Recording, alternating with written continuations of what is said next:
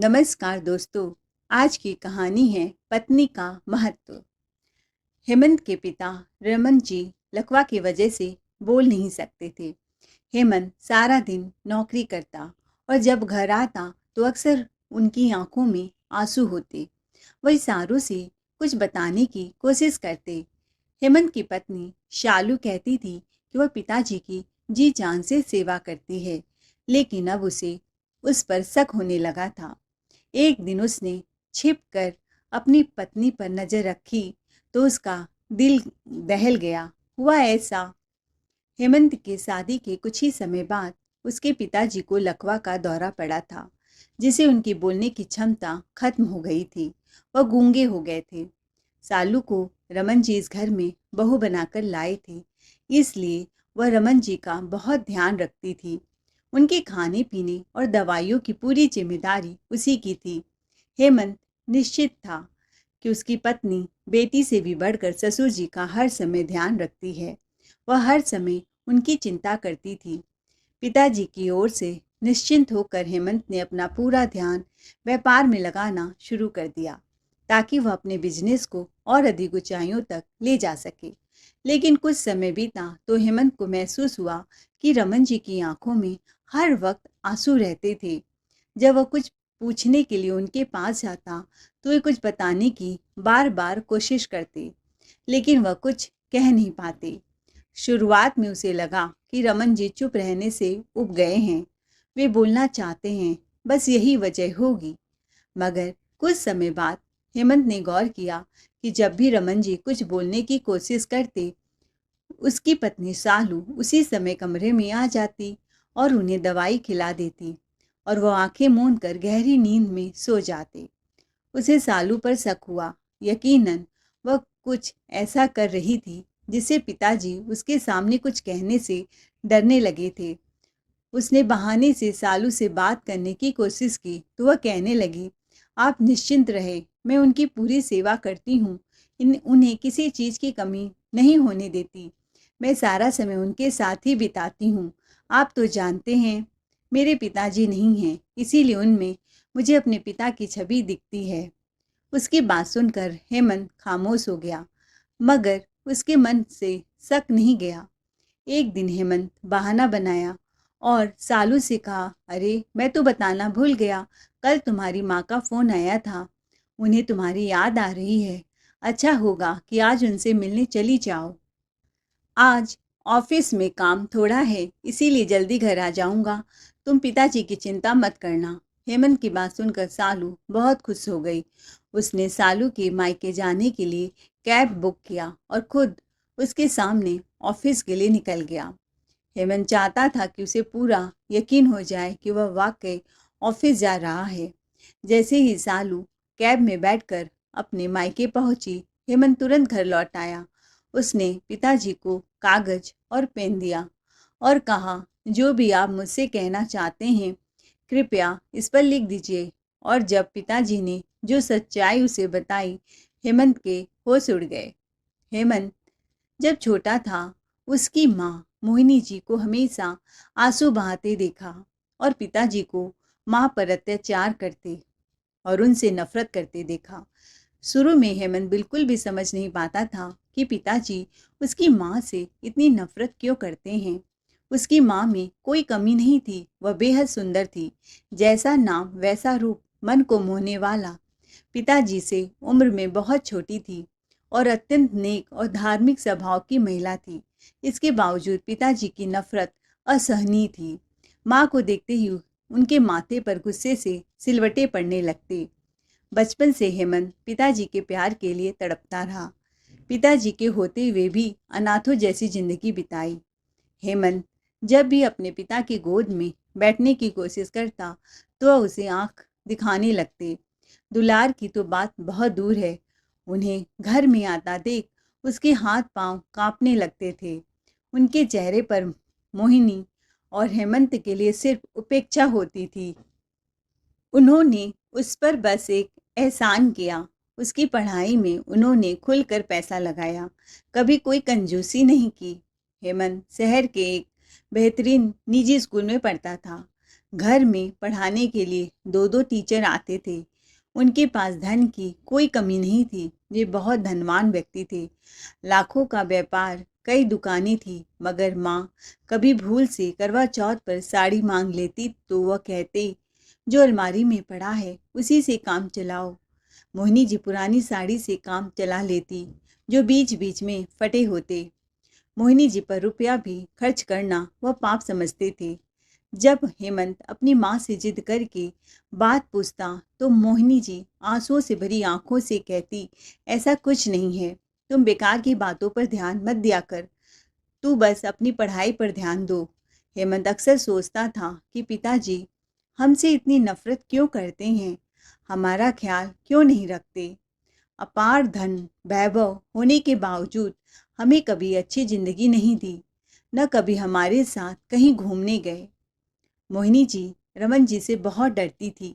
जब उनके घर आने का समय होता तो उनका चेहरा पीला पड़ जाता, वो उदास हो जाती और घबराहट में पूरे घर के काम जल्दी जल्दी निपटाती।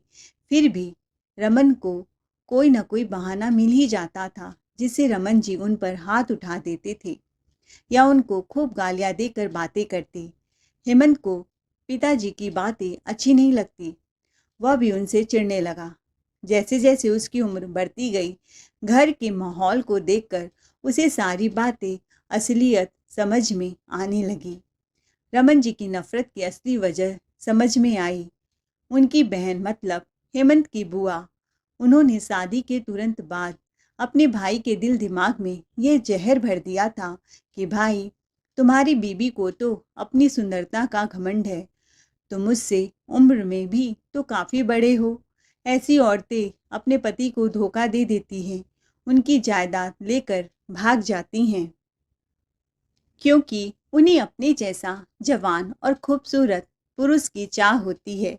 अपनी पत्नी को काबू में रखो, उस पर अपनी धाक जमाए रखो और उस पर पैसे खर्च मत करो, तभी वह तुम्हारे अधीन रहेगी, तुमसे डरेगी और अगर उसके सुंदरता के जाल में फंसे तो वह तुम्हें ठग लेगी। इसीलिए अपनी बीबी को हमेशा पैर की जूती समझना और काम वाली को छुड़ा के सारे काम धाम में लगा दो, नहीं तो तुम्हारे पैसे लुटाती रहेगी। अगर तुमने उसे अपने दिल में जगह दे दी और सिर का ताज बना लिया तो वह पल भर में तुम्हें पैरों की धूल बना देगी और तुम्हारी इज्जत रौंद कर चली जाएगी। रमन जी रंग रूप में सांवले थे और नैन नक्श भी साधारण थी। वह दिखने में कुरूप लगते थे, बेडोल और थुलथुल शरीर वाले थे। इसी बात का फायदा उठाकर रमन की बहन पायल ने उनके मन में ऐसा विकार भर दिया कि उन्हें भी लगने लगा कि वे अत्यंत कुरूप हैं और उनकी पत्नी ने सिर्फ पैसे की लालच में शादी की है। यही वजह थी कि रमन जी शुरुआत से ही मोहिनी जी से अत्यधिक नफरत करते थे। जबकि मोहिनी जी अच्छे संस्कार वाली महिला थी, वे उनका हर तरह से ध्यान रखती, प्रेम से पेश आती। वह हमेशा उम्मीद करती कि रमन जी भी उनसे प्यार से बातें करें। पति के दो मीठे बोल के लिए वह भी तरस जाती थी। कभी तो वो स्नेह के दो शब्द बोले, पास बैठकर हाल चाल पूछे या यह जाने कि उनकी जिंदगी कैसे कट रही है, लेकिन रमन जी ने उन्हें कभी पूरा करने की कोशिश नहीं की। मोहिनी जी पैसे वाले की बीबी होकर भी अपने ननंद की फेंकी हुई चीजें, उतारी गई चीजों को पहनती थी, नहीं तो कभी कभी अपनी बड़ी बहन से कुछ पैसे मांगकर सामान खरीद लेती। हेमंत का दिल बहुत दुखी था। वह हमेशा माँ से लड़ता और कहता, आप ऐसे व्यक्ति के साथ क्यों रहती हैं, इन्हें छोड़ दीजिए, हम कहीं और जाकर रहेंगे। तो मोहिनी जी फीकी मुस्कान के साथ उसे टाल देती। एक दिन हेमंत की सहनशीलता जवाब दे गई। वह मैट्रिक का छात्र था। जब घर आया तो हमेशा की तरह रमन जी मोहिनी जी पर गुस्सा कर रहे थे, गालियां दे रहे थे और उन पर बहुत ही गंदे आरोप लगा रहे थे कि वह हेमंत के जो घर में टीचर पढ़ाने आते हैं उनके साथ तेरा चक्कर चल रहा है, इसीलिए तो उनके चाय पानी की बड़ी फिक्र करती है, गैर मर्द के साथ संबंध रखती है। मोहिनी जी चुपचाप सुन रही थी, मानो उन्हें हर हार मान ली हो। यह सुनकर हेमंत का खून खौल उठा। उसने अपना बैग फेंका और बेहद सख्त लहजे में रमन जी से सामने खड़ा होकर कहा, आज के बाद अगर आपने मेरी माँ पर हाथ उठाया या उन पर ऐसे घिनौने इल्ज़ाम लगाए तो मुझसे बुरा कोई नहीं होगा। मैं अपनी माँ को लेकर यहाँ से चला जाऊँगा और फिर कभी लौट कर नहीं आऊँगा। फिर रहना अपनी उस बहन के साथ जो हर वक्त हमारे घर में आग लगाने आ जाती है। अब मैं अपनी माँ की और बेइज्जती बर्दाश्त नहीं करूँगा। जब रमन ने ऐसा रवैया अपनाया और उन्हें चेतावनी दी, वह एकदम से शांत हो गए। रमन जी को समझ आ गया था कि अब उनका बड़ा बेटा बड़ा हो गया है, भले ही वह उसके व्यवहार से बेहद नाराज रहते थे, लेकिन उन्हें इस बात का अच्छी तरह से एहसास था कि हेमंत ही उनका इकलौता वारिस है, उनके बुढ़ापे का एकमात्र सहारा है। उसे खोकर वे अपनी पूरी दुनिया से हाथ धो बैठते। शायद उन्हें अपने बेटे से बिल्कुल प्यार नहीं था, लेकिन वह उसे अपना बुढ़ापे के आखिरी सहारा समझते थे। रमन जी भीतर से बहुत डर गए थे, कहीं उनका बेटा सच में अपनी माँ को लेकर इस घर को छोड़कर उनकी जिंदगी से चला न जाए। इसीलिए उन्होंने चुप रहना ही उचित समझा। हेमंत कमरे में बैठा अपनी माँ की आंखों के आंसू पोंछ रहा था, उन्हें दिलासा दे रहा था। उसी समय बुआ की आवाज़ तेज तर्रार सुनाई दी, देख लिया भाई, कहती थी ना कि यह औरत बहुत चालाक है, कैसे खुद को बेसहारा दिखाकर आपके इकलौते बेटे को आपके ही खिलाफ कर दिया। बाप के सामने आंख दिखा रहा है, मुझे भी हमेशा अनाप शनाप बोलता है। मैं तो कहती हूँ अभी भी समय है, अपने काबू में रख लो, नहीं तो यह हाथ से निकल जाएगा। क्या इस दिन के लिए उस पर इतना पैसा खर्च किया था कि यह आपसे जबान लड़ाए? इसे पता होना चाहिए कि आपके पैसे के बिना इसकी कोई जिंदगी नहीं है। जाने दीजिए माँ, बेटे को जब दर दर की ठोकरें खाएंगे तो अक्ल ठिकाने आ जाएगी। बुआ की बातों को सुनकर हेमंत का खून खौल उठा और नफरत चरम सीमा पर पहुंच गई, जबकि मोहिनी जी की डर के मारे आवाज नहीं निकल रही थी। उन्हें डर था कि रमन जी अपनी बहन की बातों में आकर हमें घर से धक्के मार कर निकाल न दे, लेकिन ऐसा नहीं हुआ। रमन जी चुपचाप घर से बाहर चले गए। रमन जी की चुप्पी देखकर पायल बुआ भी चुप हो गई और अपनी दो बेटियों को लेकर वापस घर आ गई। इस घटना के बाद रमन जी ने मोहिनी पर हाथ उठाना छोड़ दिया था। अब वे उनसे गाली गलौज भी नहीं करते थे, ना ही उनके चरित्र पर कोई सवाल उठाते थे। हालांकि वे अब भी अपनी कमाई मोहिनी जी पर खर्च नहीं करते थे। मोहिनी जी अपनी बड़ी बहन से थोड़ा बहुत खर्च लेकर अपनी जिंदगी चला रही थी। यह सब देखकर हेमंत काफ़ी खुश था कि रमन जी उसकी माँ पर अब हाथ नहीं उठाते, पर पायल हमेशा बेहिचक अपनी बेटियों के साथ घर आती और रमन जी के पैसों पर ऐश करती, फरमाइशें करती। रमन जी भी अपने प्यार का हिस्सा उन्हीं की बेटियों को देते थे, क्योंकि फूफा जी तो स्वर्ग सिधार चुके थे। इसीलिए रमन जी अपनी बहन के बच्चों के प्रति जिम्मेदारी समझते थे। उन्हें हमेशा नोटों की भर भर के गड्डियाँ देते थे। यह सब हेमंत को अच्छा नहीं लगता। फिर उसने खुद को पढ़ाई में इतना व्यस्त कर लिया कि वह किसी चीज़ की परवाह ही नहीं करता, सिर्फ माँ से मतलब रखता। रमन जी को कुछ समझाने या बताने का कोई लाभ नहीं था। मोहिनी जी बेटे को दुखी देखती तो वह भी दुखी हो जाती, उसे समझाती थी। वह कहती थी, हेमंत, अपना मन दुखाने की कोई आवश्यकता नहीं है, सारी संपत्ति तुम्हारी है। कल जब तुम सफल हो जाओगे तो यह सब भी तुम्हें मिल जाएगा। रही बात तुम्हारे पिताजी की, तो उनके लिए ईश्वर से प्रार्थना करो कि ईश्वर उन्हें सद्बुद्धि दे। उनकी करनी उनके साथ। मैं बस यह चाहती हूँ कि तुम अपनी माँ की परवरिश की लाज रखो और कभी किसी को यह कहने का अवसर न दो कि तुम्हारी माँ ने ऐसे संस्कार दिए हैं कि तुम अपने पिताजी की आंखों में आंखें डालकर खड़े हो गए। तुम अक्सर मुझसे पूछते थे ना कि मैं अपने पति से बहस क्यों नहीं करती, क्यों ऐसे पुरुष के साथ रह रही हूँ, तो उसकी यही वजह थी। अगर मैं उससे बहस करूँगी या अपना अधिकार मांगने की कोशिश करूँगी तो मुझे पूरा विश्वास है कि वह गुस्से में आ जाएगा और मुझे इस घर से निकाल देगा, तुम्हें मुझसे छीन लेगा। मैं तुम्हारे बिना रहने की कल्पना भी नहीं कर सकती। मेरे लाल, तुम ही तो मेरे जीने का सहारा हो। तुम मेरे इकलौते संतान हो। बस तुम मुझसे वादा करो कि कभी अपने पिताजी से बहस नहीं करोगे। माँ की बातें हेमंत के दिल को छू गई और उसके बाद हेमंत अपने काम में लग गया। समय तेजी से चलता गया। हेमंत एमबीए की डिग्री प्राप्त की। उसकी सफलता पर उसकी माँ के साथ साथ उसके पिताजी भी बहुत प्रसन्न हुए। पहली बार रमन जी ने बड़े उत्साह से उसके कंधे पर हाथ रखा।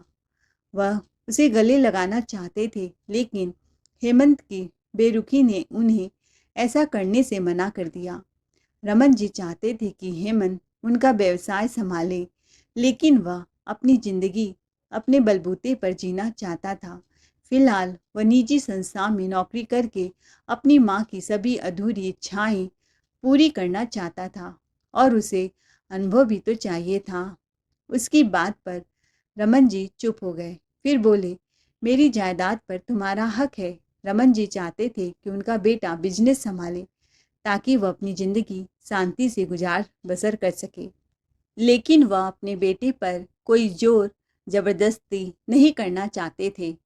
तुम्हें जो उचित लगे वही करो, जैसे चाहे अपनी संपत्ति और बिजनेस का उपयोग करो, कोई तुमसे सवाल नहीं करेगा। रमन जी ने अपनी बात से स्पष्ट कर दिया था कि अब वह जो चाहे कर सकता है। लेकिन इधर पायल बुआ की कानों में जब खबर पहुंची तो उनकी रातों की नींद हराम हो चुकी थी। इतना तो मोहिनी जी भी समझ गई थी कि उनकी नज़र अपने भाई की जायदाद पर थी। वह चाहती थी कि उनका भाई सारी उम्र अपनी पत्नी और बेटे से दूर रहे और अपनी कमाई अपने बच्चों पर न खर्च करे। उन्हें लगता था कि वह अपने प्लान में सफल हो चुकी हैं, लेकिन यह उनकी भूल थी। रमन जी को अपनी प्यारी बहन चाहे जितनी भी प्यारी हो, लेकिन संतान से बढ़कर कोई नहीं होता। जब पुरुष बुढ़ापे की तरफ बढ़ता है तो सबसे ज़्यादा उसे अपनी संतान का स्नेह चाहिए होता है। उसका मन करता है कि उसकी संतान उसके पास रहे, न कि बहन। रमन जी का लगाव हेमंत की ओर देखकर उसकी बुआ की हालत बिगड़ गई थी। उसकी नौकरी लगते ही पायल बुआ ने एक नई चाल चलनी शुरू कर दी, जो हेमंत के लिए अस्वीकार्य थी। जब नौकरी का सुना तो रमन जी बोले, बहुत अच्छा, अब तुम अपने पैरों पर खड़े हो चुके हो। अब तुम्हें शादी कर लेना चाहिए। मैंने तुम्हारी शादी के लिए एक लड़की पसंद कर ली है। कल ही तुम्हारी बुआ ने मुझे एक लड़की की फ़ोटो दिखाई है। तुम अपनी माँ से सलाह करके मुझे बता दो कि किस तारीख को शादी करना है। बाकी के सारे इंतजाम मैं देख लूँगा। पिताजी की बात सुनकर रमन के पैरों तले जमीन खिसक गई। वह फटी आंखों से पिताजी का मुंह देखने लगा। उसकी जिंदगी का इतना बड़ा फैसला वे उसकी मर्जी के खिलाफ कैसे कर सकते थे। मोहिनी जी भी बेटे के पक्ष में थी, इस शादी के खिलाफ थी। आप ऐसा कैसे कर सकते हैं पिताजी, हेमंत ने कहा। उसकी जिंदगी का इतना बड़ा फैसला उससे पूछे बिना कैसे ले लिया। मुझे बुआ की पसंद में कोई रुचि नहीं है, क्योंकि हेमंत किसी और लड़की से प्यार करता था और उसी से शादी करना चाहता था। चाहे कुछ भी हो जाए पिताजी, आपकी यह बात कभी स्वीकार नहीं करूँगा। किस अधिकार से आपने मेरा रिश्ता तय किया है, लेकिन सारी जिंदगी आपने मुझे अपना बेटा नहीं समझा। सिर्फ अपने मतलब के लिए मेरी पढ़ाई पर पैसे खर्च किए, मगर कभी मुझे अपनी संतान समझकर कुछ नहीं दिया। आज मैं जहाँ भी खड़ा हूँ वो सिर्फ और सिर्फ मेरी माँ की वजह से हूँ। आपको क्यों लगा कि मैं आपकी यह बात मान जाऊँगा? तुम्हें मेरी बात माननी ही पड़ेगी। हेमंत, उन्होंने कहा, मैं अपनी बहन से वादा कर चुका हूँ। सालू ही तुम्हारी पत्नी बनेगी। अगर तुमने मेरी बात नहीं मानी तो याद रखना, मैं तुम्हारी माँ को तलाक दे दूँगा। फिर चाहे तुम माँ बेटे इस घर से चले जाओ, मुझे कोई फ़र्क नहीं पड़ेगा। मगर सोच लेना, इस उम्र में तुम्हारी माँ को तलाक लेते हुए अच्छा नहीं लगेगा। अब फैसला तुम्हारे हाथ में है। इतना कहकर वह चले गए। हेमंत दुख और गुस्से में डूब गया था। वह अपने पिताजी को बताना चाहता था कि उनकी धमकी से उसे कोई फर्क नहीं पड़ता, मगर माँ ने उसे चुप करवा दिया। रोते हुए मोहिनी जी कहने लगी, सारी जिंदगी मैंने इस बेरहम इंसान की बेरुखी झेली, अपने चरित्र पर उंगलियां उठती देखी, सिर्फ इसीलिए कि बुढ़ापे में तलाक न हो और मैं दर बदर न भटकूं। मुझे पता है तुम मेरे आज्ञाकारी बेटे हो और तुम्हारे साथ मुझे कोई तकलीफ नहीं होगी, मगर एक औरत के लिए तलाक बहुत बड़ा धक्का होता है। इस उम्र में मेरे सिर पर कलंक मत लगाओ बेटा। मैं तुम्हारे सामने हाथ जोड़ती हूँ, जैसा चल रहा है वैसा ही चलने दो। तुम सालू से शादी कर लो। मैं नहीं चाहती कि उस उम्र में मेरे चरित्र पर दाग लगे। मैं अपना मामला भगवान पर छोड़ती हूँ, वह सबसे अच्छा न्याय करेगा और मैं यही दुआ करती हूँ कि यह फैसला तुम्हारे हक में अच्छा साबित हो। बस अपने पिताजी से बहस मत करो। रमन की तो पूरी दुनिया ही उजड़ गई। वह पायल बुआ और उनके बेटियों से बेहद नफरत करता था। इन्हीं लोगों की वजह से उसने कभी सच्चा सुख नहीं देखा और अब वही लोग फिर उसकी जिंदगी में शामिल हो रहे थे। दिन ऐसे ही बीत रहे थे। हेमंत पिताजी से पूरी तरह रिश्ता तोड़ लिया था। पिताजी उसकी चुप्पी को महसूस करने लगे थे। उसे खुश करने के लिए उन्होंने अपनी सारी संपत्ति उसके नाम कर दी, मगर इससे भी उसकी चुप्पी नहीं टूटी। हेमंत सिर्फ अपनी माँ की खातिर इस रिश्ते को सहन कर रहा था और फिर एक दिन उसकी माँ भी इस दुनिया से चली गई। माँ की अचानक मृत्यु ने उसे तोड़कर रख दिया। हेमंत दिन रात रोता और उन्हें याद करता। उसने सोच लिया था कि अब जब माँ नहीं रही तो वह इस रिश्ते को खत्म कर देगा, मगर ऐसा नहीं हुआ। माँ की मृत्यु के बाद पूरे परिवार ने मिलकर फैसला किया कि इस घर को संभालने के लिए बहू का आ जाना जरूरी है। हेमंत एक बार फिर मजबूर हो गया और लाचार होकर यह कड़वा घूंट पी गया। सालू जो बुआ की सहेली की बेटी थी, दुल्हन बनकर घर आ गई। वह अपने व्यवहार से हेमंत का दिल जीतने की कोशिश करती, मगर उसने उसे पूरी तरह दूरी बनाए रखी।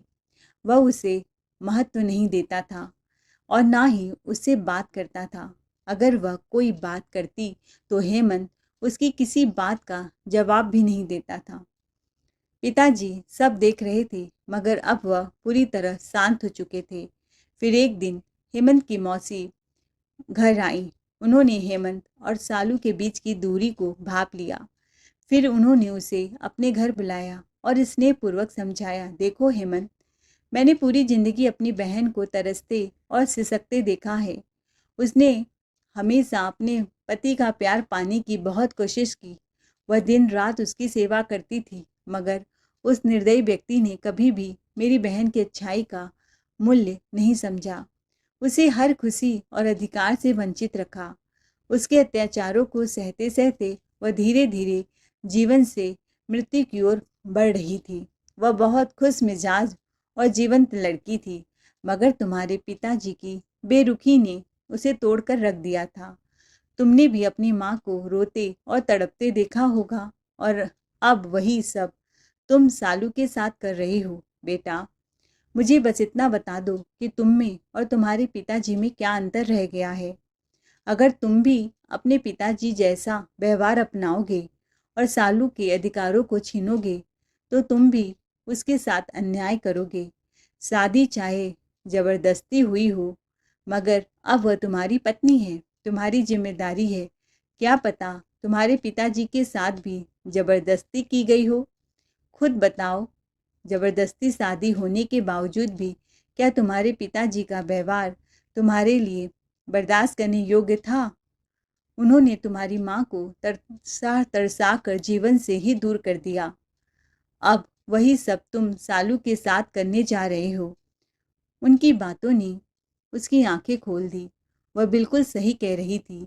हेमंत भी वही कर रहा था जो उसके पिताजी ने उसकी माँ के साथ किया। फर्क सिर्फ इतना था कि हेमंत अपने पिताजी की तरह गाली गलौज नहीं करता था, ना ही सालू के चरित्र पर सवाल उठाता था। सालू भी उसके लिए सस्ती सवरती थी, उसका बहुत ध्यान रखती थी, मगर वह उसकी तरफ देखता भी नहीं था। उसे बेहद शर्मिंदगी महसूस हुई और उसी दिन हेमंत घर जाते हुए अपनी पत्नी के लिए फूलों का गुलदस्ता और कीमती उपहार लेकर गया। उन्हें देखकर सालू की आंखें चमक उठी। उसे बहुत खुशी हुई थी। उसे इस तरह खुशी में पागल होता देखकर हेमंत भी प्रसन्न हो गया। दिल में गहरा पछतावा था और उसने संकल्प लिया कि आज के बाद उसके साथ कोई भी अन्याय नहीं करेगा। उसके बाद उसका व्यवहार सालू के साथ बहुत अच्छा हो गया। पिताजी भी संतुष्ट थे। उन्होंने भी हेमंत से क्षमा मांगी थी। हेमंत ने उन्हें माफ तो कर दिया था, मगर दिल अब भी उनसे विरक्त था। फिर भी वह उनकी सेवा मन से कर रहा था। कुछ समय और बीता, फिर एक और घटना घटी। एक सुबह जब वह ऑफिस के लिए तैयार हो रहा था, तो सालू दौड़ती हुई कमरे में आई और बोली, हेमंत, पापा जी अपने बिस्तर से नहीं हिल रहे हैं। पता नहीं उन्हें क्या हो गया है।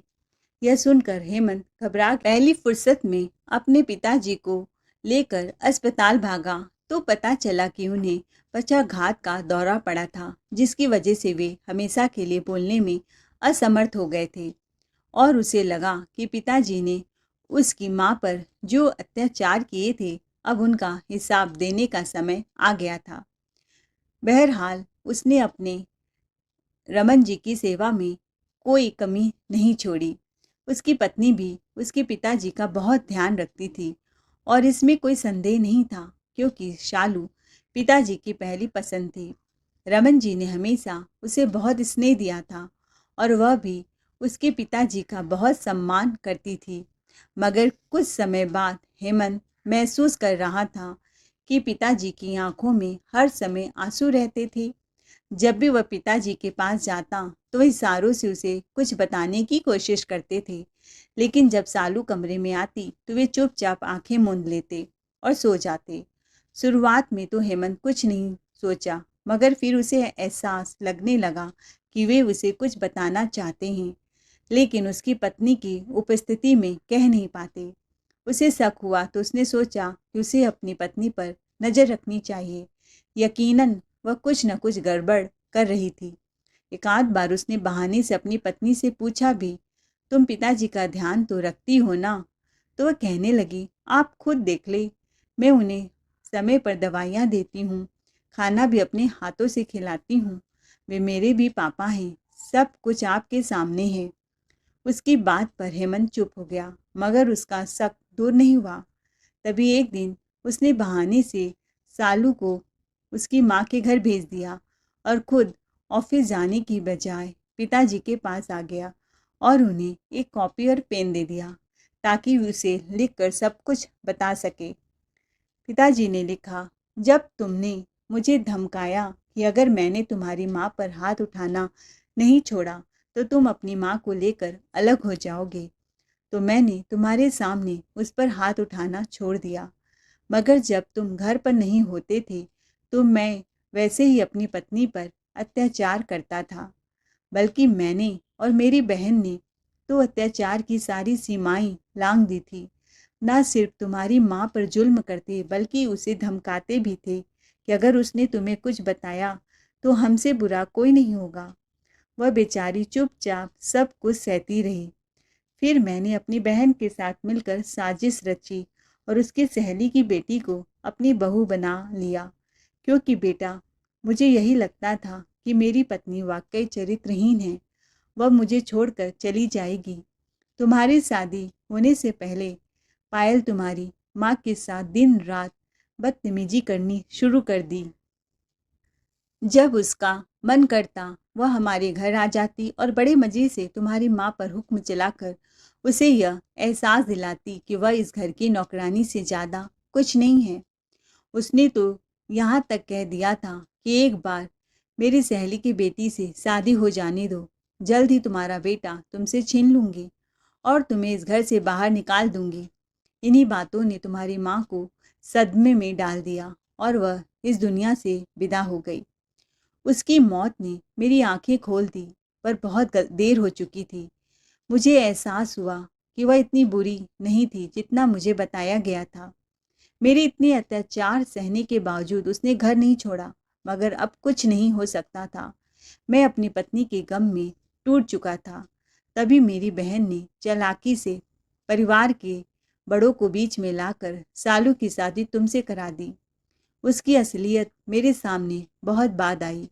मैंने सारी जिंदगी अपनी पत्नी को चरित्रहीन समझा, जबकि असल में तुम्हारी पत्नी ही चरित्रहीन थी। उसके गैर मर्दों के साथ अवैध संबंध थे। मैंने उसे देख लिया और समझाने की बहुत कोशिश की, तो सालू ने मेरे साथ बदतमीजी की और पायल के साथ मिलकर न जाने कौन सी ऐसी स्लो पॉइजन मुझे पिलाई जिससे मुझे लकवा मार गया। शायद वह मुझे मारना ही चाहती थी, मगर मैं बच गया। शायद यह ऊपर वाले की तरफ से मेरी सजा की शुरुआत थी। मेरे बोलने की ताकत हमेशा के लिए चली गई तो सालू ने अपने असली रंग दिखाने शुरू कर दिए। जब तुम ऑफिस जाते हो वह पीछे से गैर मर्दों को घर बुला लेती है और पूरा समय अश्लीलता में बिताती है। वह मुझे मारती भी थी और कई कई दिन भूखा भी रखती है।